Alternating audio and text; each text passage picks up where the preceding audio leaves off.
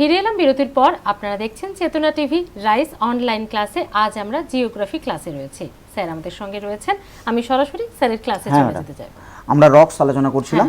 চলো স্টুডেন্টস, আমরা রক্স আলোচনা করছিলাম। তোমাদের একটু আগে যেটা আলোচনা করলাম, ইগনিয়াস রক নিয়ে আলোচনা করছিলাম। রক্সের তিনটে ক্লাসিফিকেশন তোমাদের বলেছি, ইগনিয়াস রক, সেডিমেন্টারি রক আর মেটামরফিক রক। দেখো ক্লাসিফিকেশানে ইগনিয়াস রক শুরু করেছি। ইগনিয়াস রকের ফর্মেশনটা বলেছি, কিভাবে ফর্ম করে, লাভা থেকে, ম্যাগমা থেকে, কোথা থেকে কীভাবে রক হয়। তার সঙ্গে সঙ্গে তোমাদের বলছিলাম সেটা হচ্ছে অ্যাকর্ডিং টু শেপ ইগনিয়াস রকের কয়েকটা পার্ট রয়েছে, সেগুলো এক্সামে ভীষণ আসে, সেগুলো একটু জানতে হবে। আমি একটা ছোট ডায়াগ্রাম আঁকি, তাহলে বুঝতে পারবে। তাহলে ব্যাপারটা কি দাঁড়াচ্ছে যে অ্যাকর্ডিং টু শেপ,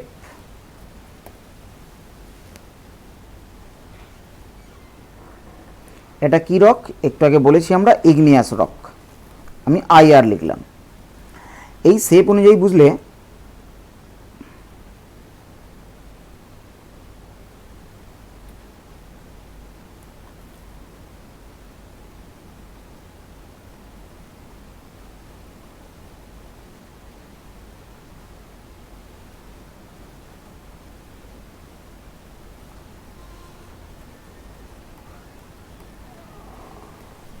এগুলো সব ম্যাগমা, ভূ অভ্যন্তরে রয়েছে।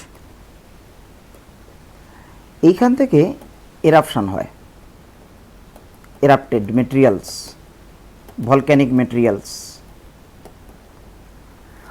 যখন এরাপশন হচ্ছে এই ম্যাগমাগুলো তোমরা খেয়াল করে দেখো, এটা একটা শেপ, রকের শেপ এইভাবে আমাদের আর্থের সারফেসে রয়েছে। অ্যাকচুয়ালি আমাদের আর্থটা তো এরকম গোলাকার, তাহলে গোলাকার হলে এই শেপগুলো সবসময় এরকম কার্ভ শেপই হবে।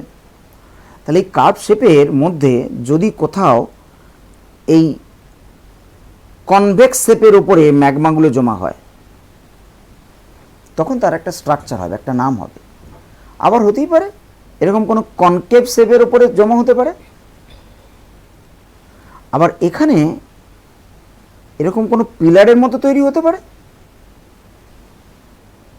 আবার দেখো এখানে কোনো বিমের মতো তৈরি হতে পারে, আমরা বিম দেখেছি। এই চারটে শেপ বিশেষ করে মনে রেখে তো দেখি। এটাকে বলা হয় ল্যাকোলিথ।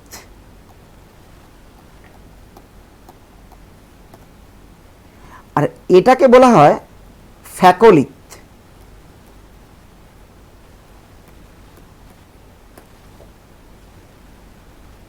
এই যে দেখছো তোমার থামের মতো আকারে দাঁড়িয়ে রয়েছে, তোমরা চলো রানীগঞ্জে যদি যেতে চাও কেউ, রানীগঞ্জ অঞ্চলে প্রচুর কোল মাইন আছে, সেখানে কয়লা তুলে নেওয়ার পর এরকম থামের আকারে প্রচুর পরিমাণে রকি স্ট্রাকচার রয়ে গেছে। এইগুলোকে বলা হয় ডাইক। আর এই যে এটা দেখছো বিমের আকারে, এটাকে বলা হয় সিল।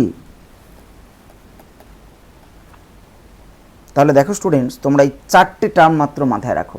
আর একটা বলবো, আমি যদিও বলেছি চারটে টার্ম, হয়তো ভাবছো স্যার আপনি বাড়িয়ে দিচ্ছেন। অ্যাকচুয়ালি কিছু করার নেই, এগুলো পরীক্ষায় আসে। এই চারটে টার্ম আগে একবার বলে নিই। আমি কি বলতে চাইলাম তোমাদের? বলতে চাইলাম অ্যাকর্ডিং টু শেপ ইগনিয়াস রকটা আর্থ ক্রাস্টের নিচে যে ম্যাগমা থেকে তৈরি হচ্ছে, সেই ম্যাগমাগুলো জমে যখন কঠিন হলো তখন সেখানে কতগুলো স্ট্রাকচার তৈরি হলো।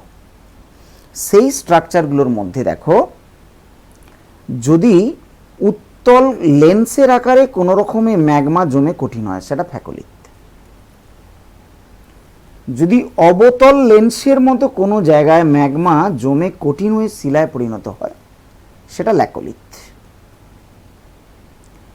যদি সেখানে থামের আকারে ম্যাগমাগুলো জমে কঠিন হয়, তখন সেটাকে বলা হয় ডাইক।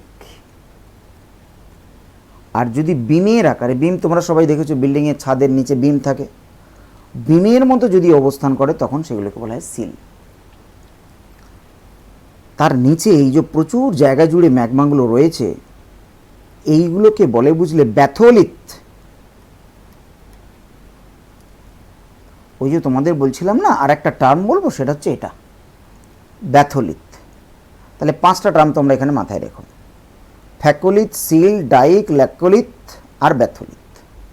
এটা হলো তোমাদের অ্যাকর্ডিং টু শেপ। তাহলে দেখো, আমি ইগনিয়াস রকের দুটো পার্ট বলেছি এখনো পর্যন্ত। According to formation, extrusive rock, intrusive rock. তারপর কি বলেছি, ইন্ট্রুসিভের দুটো ভাগ বলেছি, হাইপারবিসাল আর প্লুটনিক, মিটে গেল। তারপর কি বললাম, অ্যাকর্ডিং টু শেপ, এগুলো সবই সারফেসের নিচে। শেপের 5টা শেপ বলেছি, কী কী বলেছি, ফ্যাকোলিথ, সিল, ডাইক, ল্যাকোলিথ আর ব্যাথোলিথ। তাহলে দেখো, আমি তোমাদের বলতে চাইছি এই স্ট্রাকচারগুলো তোমরা যদি মেমোরিতে লোড করতে পারো, এই ছবিটা, ডায়াগ্রামটা আমি কিন্তু একদম প্লেন তোমাদের বোঝার মতো সুবিধে করে ডায়াগ্রাম এঁকে দিয়েছি। রকের লেয়ার আঁকতে গিয়ে বইয়েতে প্রচুর পরিমাণে যে ইজি বিজি করে আঁকা আছে, আমি কিন্তু সেরকম কিচ্ছু আঁকিনি। এখান থেকে খুব সহজে তোমরা স্ট্রাকচারগুলো মাথায় রাখবে, তাহলেই টার্মগুলো মাথায় থাকবে। বোঝা গেল? তাহলে এটা হয়ে গেল ফ্যাকোলিথ, সিল, ডাইক, ল্যাকোলিথ আর ব্যাথোলিথ। এরপরে বলবো ইগনিয়াস রকের অ্যাকর্ডিং টু কেমিক্যাল কম্পোজিশন। তাহলে আমরা দুটো দেখলাম, একটা হচ্ছে according to formation, according to shape, third one কি বলছি, অ্যাকর্ডিং টু কেমিক্যাল কম্পোজিশন। চলো আমরা একটু নেক্সট পেজে যাই, তো দেখি তো অ্যাকর্ডিং টু কেমিক্যাল কম্পোজিশনে কি আছে।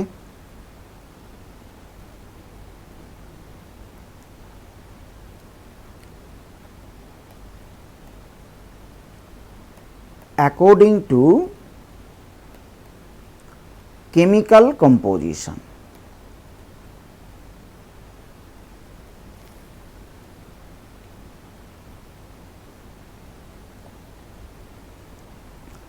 এই কেমিক্যাল কম্পোজিশন অনুযায়ী বুঝলে 4টে ভাগ আছে।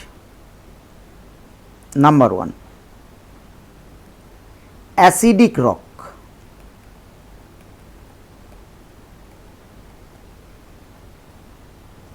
নাম্বার 2 বেসিক রক,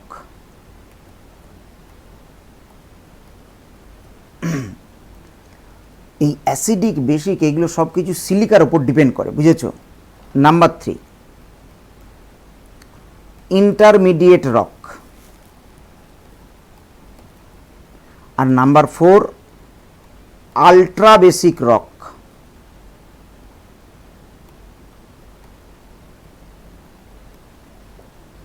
আমি প্রত্যেকটা রকের একটা করে এক্সাম্পল বললে আরও তোমাদের কাছে ক্লিয়ার হবে। এই যে দেখো, ultra basic rock, intermediate rock, basic rock, acidic rock, আমি কি বললাম, সিলিকার কম্পোনেন্টের উপর ডিপেন্ড করে। এই সিলিকার কম্পোনেন্টটা যদি 60% এবং তার থেকে বেশি হয়, মোর দ্যান 60% হয়, তখন সেটাকে অ্যাসিডিক রক বলা হবে। দেখো, একটু আগে আমি বলেছিলাম তোমাদের আর্থ ক্রাস্টের ওপরে, এখানে বলেছিলাম সিলিকার অ্যালুমিনিয়াম, সিলিকার ম্যাগনেসিয়াম। বুঝতে পারছো সিলিকার গুণাগুণটা কোথায়, সিলিকাটা কেন ওখানে আলোচনা করছিলাম। তাহলে এই সিলিকা কম্পোনেন্টের উপর ডিপেন্ড করে, কম্পোজিশনের উপর ডিপেন্ড করে রকটার নেচারটা কী হবে। এই acidic, basic, intermediate, ultra basic বলতে গিয়ে বলি, তোমরা কেমিস্ট্রিতে পড়েছো, আমাদের সয়েল কেমিস্ট্রিতেও আছে, যে যে কোনো পদার্থের, রক্তেরও হতে পারে, আমরা অ্যালকালাইন অ্যাসিডিটি মেজারমেন্ট করি, সেখানে পিএইচ বলে একটা স্কেল হয়।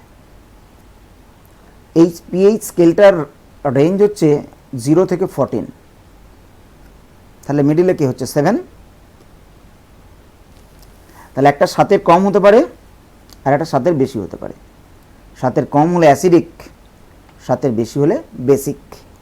মাথায় রাখবে, বেশি হলে বেসিক আর কম হলে অ্যাসিডিক। আর যদি 7 হয় ইন্টারমিডিয়েট, তাহলে কি হলো, আলট্রা বেসিক কোথায় গেল। যদি এই বেসিকের রেঞ্জটা অনেক বেশি হয়, 12-র পরে হয়, 10-11-র পরে হয়, তখন সেগুলোকে আমরা বলবো আলট্রা বেসিক রক। আমি নিশ্চয়ই তোমাদের ক্লিয়ার করতে পারলাম বিষয়টা।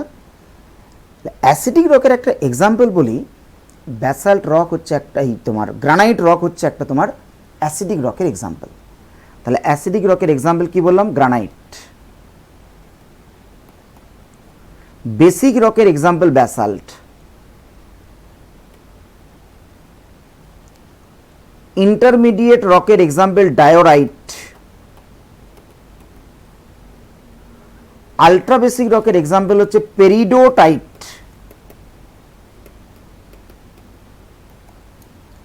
তাহলে আমরা 4টে এক্সাম্পল মনে রাখবো, কনসেপ্টটা মনে রাখবো। কনসেপ্টটা কোথা থেকে এলো? কনসেপ্টটা পিএইচ থেকে এলো। পিএইচ স্কেলটা রেঞ্জ কত? 0 থেকে 14। 0 থেকে 14-এর মধ্যে নিউট্রাল কত? 7। দেখো আমি যদি ডিটেলস আরও বলি, আরও বলতে হয়, অ্যাকচুয়ালি এই নিউট্রালটা 6.5 থেকে 7.5 পর্যন্ত হয়। দেখো তো দুটোর অ্যাভারেজ 7 হয়। সেই জন্য এরকম ভাববার কোনো কারণ নেই ইন্টারমিডিয়েট রক মানেই, ডায়োরাইট জাতীয় রক মানেই সবাইয়েরই 7 হবে। হতে পারে 6.6, হতে পারে 6.7, হতে পারে 7.1, that is also intermediate rock. আর সেটা যখনই 6.5-এর 6-এর নিচে নেমে যাবে তখন সেটা অ্যাসিডিক রক। যদি 6 থেকে 7.5 থেকে 8, 9, 10 পর্যন্ত থাকে তখন সেটা বেসিক রক। মোর দ্যান 10 হলেই সেটা তখন আলট্রা বেসিক রক। এই যে acidic rock, basic rock, intermediate rock, ultra basic rock তুমি আমি বুঝবো কী করে? তোমার আমার পক্ষে কোনোভাবে সম্ভব নয়। ল্যাবে যেতে হবে, ল্যাবে গিয়ে টেস্ট করতে হবে, তারপর আমরা বুঝবো যে কোনটা বেসিক রক, কোনটা আলট্রা বেসিক রক, আর কোনটা ইন্টারমিডিয়েট রক। তাহলে এতক্ষণ তোমাদের যে আলোচনাগুলো করলাম সেটা হচ্ছে অ্যাকর্ডিং টু কেমিক্যাল কম্পোজিশন রকের। কার কেমিক্যাল কম্পোজিশন? ইগনিয়াস রকের। উদাহরণগুলো আবার বলি, এই উদাহরণগুলো দিয়ে পরীক্ষায় আসে। Granite acidic rock, basalt basic rock, intermediate rock diorite, ultra basic rock peridotite. তাহলে এইগুলো হচ্ছে তোমাদের মোটামুটি গেল ইগনিয়াস রক। এবারে দেখো একটা জিনিস আমাদের মাথায় রাখতে হবে, তাহলে ইগনিয়াস রকের নেচার কী হলো? ইগনিয়াস রকগুলো একটু ক্রিস্টাল হয়, মিছরি দেখেছো সবাই, মিছরির মতো হয়।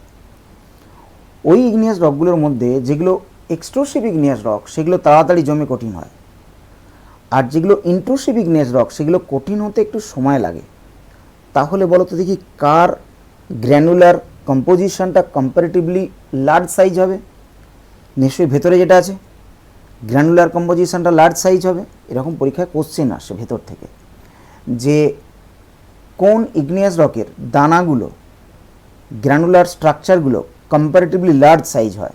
সেটা হচ্ছে ইন্টিরিয়ার পোর্শনে যেগুলো থাকে, অর্থাৎ ইন্ট্রুসিভ ইগনিয়াস রকগুলো। এক্সট্রুসিভ ইগনিয়াস রকগুলো নয়, সেগুলো কম্পারেটিভলি সফট হবে, ছোট ছোট দানাযুক্ত হবে, চিনির দানার মতো। আর এগুলো হচ্ছে মিজরির দানার মতো হবে। মিজরি দেখবে কখনো চিনির দানার মতো অত ছোট ছোট হয় না, মিজরি একটু বড় বড় সাইজের হয়, ক্রিস্টাল শেপের হয়। ইগনিয়াস রকের এক্সাম্পল বোঝা গেছে। ইগনিয়াস রকের অ্যাপ্লিকেশান আমরা বুঝতে পেরেছি কোথায় আমরা ইগনিয়াস রককে ব্যবহার করি। এইবারে বক্তব্য হচ্ছে যে এই যে আগ্নেয় শিলা, কোনো একটা শিলা যখন আগ্নেয় শিলা হিসেবে তৈরি হয় সে কি দীর্ঘদিন আগ্নেয় শিলা থাকে? না, দীর্ঘদিন আগ্নেয় শিলা থাকে না।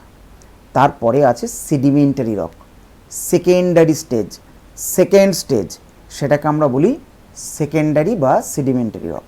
আমরা চলো তাহলে সেকেন্ডারি রক বা সেডিমেন্টারি রকে যাই। দেখো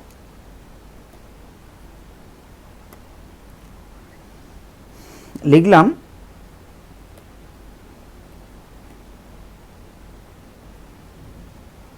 সেডিমেন্টারি রক। এটার বুঝলে দুটো ভাগ আছে মেনলি। একটা হচ্ছে ক্লাস্টিক, সেকেন্ড ওয়ান হচ্ছে নন ক্লাস্টিক।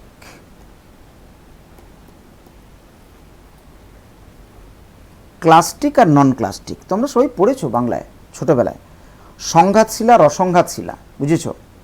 এই যে ক্লাস্টিক রক বুঝলে এটা কি করে তৈরি হয়?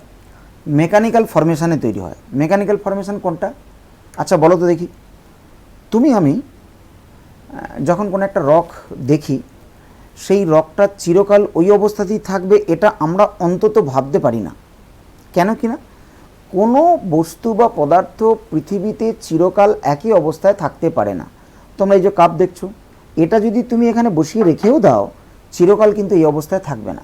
হ্যাঁ তুমি বলতে পারো এটা 50 বছর থাকবে, 100 বছর থাকবে, 200 বছর থাকতে পারে, কিন্তু তারপর ধীরে ধীরে ধীরে ধীরে এটা নষ্ট হবেই। রকের ক্ষেত্রেও তাই। এই যখন ভেঙে চূর্ণ বিচূর্ণ হয়, সেই চূর্ণ বিচূর্ণ হয়ে যাওয়ার একটা প্রসেস আছে, সেটাকে বলা হয় মেকানিক্যাল প্রসেস। মেকানিক্যাল প্রসেসে যখন আগ্নেয় শিলাটা ভেঙে চূর্ণ বিচূর্ণ হয়ে যায়, তারপর সেটা কোনো না কোনো ন্যাচারাল এজেন্টের দ্বারা ট্রান্সপোর্টেড হয়। Either river water or wind. এই যে ট্রান্সপোর্টেশনগুলো হয়, এই ট্রান্সপোর্টেশনগুলো হতে হতে সেটা গিয়ে একটা নির্দিষ্ট জায়গায় স্টে করে। যখন নির্দিষ্ট জায়গায় স্টে করে তখন সেখানে সেটা ধীরে ধীরে দীর্ঘদিন ধরে জমা হতে হতে রকে পরিণত হয়ে যায়। সেটাকে তখন আমরা বলে থাকি ক্লাস্টিক রক। ক্লাস্টিক রকের একটা এক্সাম্পল বলি, দেখো মাড স্টোন। এই মাড স্টোন হচ্ছে একটা ক্লাস্টিক রকের এক্সাম্পল। স্যার কোন ধরনের প্রশ্ন হতে পারে বা কোশ্চেন হতে পারে কম্পিটিটিভ এক্সামের ক্ষেত্রে? কম্পিটিটিভ এক্সামে এরকম কোশ্চেন্স হয় যে আমরা ক্লাস্টিক রকটা কোন টাইপের রকে দেখতে পাই। ইগনিয়াস রক থাকলো, সেডিমেন্টেড রক থাকলো, মেটামরফিক রক থাকলো। তো যদি আমার ক্লাস্টিক রকের কনসেপ্ট না জানা থাকে, সে সেডিমেন্টেড রক আনসার করতে পারবে না। তারপরে এই যে মাডস্টোন দিলাম, মাডস্টোন ইজ দ্য এক্সাম্পল অফ বলে অপশন দিল, igneous rock, sedimentary rock, metamorphic rock. তো এইভাবে কোশ্চেন আসতে পারে। তাছাড়া যেমন ধরুন এখান থেকে কোশ্চেন আসতে পারে ক্লাস্টিক রক থেকে, বলছি clastic rock is form by which process. এই যে একটু আগে বললাম প্রসেসটার নাম মেকানিক্যাল প্রসেস। অপশন থাকবে mechanical process, organic process, chemical process, none of this. আচ্ছা, তার মানে এই কনসেপ্টগুলো ওদের খুব লাগবে আর কি, খুব প্রয়োজন। এটা একটু ক্লিয়ার থাকা দরকার হ্যাঁ, কনসেপ্ট। একদম, তাহলে যে একদম। কোনো ধরনের কোশ্চেনই থাকুক না কেন সেটা আমরা সেখান থেকে খুব সহজে আনসারগুলো করতে পারবো। আনসার করতে পারি একদম। স্যার একটা ব্রেক নেওয়ার সময় হ্যাঁ, হয়ে গেছে, একটা ঠিক আছে। বিরতির পর ফিরে আসছে জিওগ্রাফি ক্লাসে, সঙ্গে থাকুন।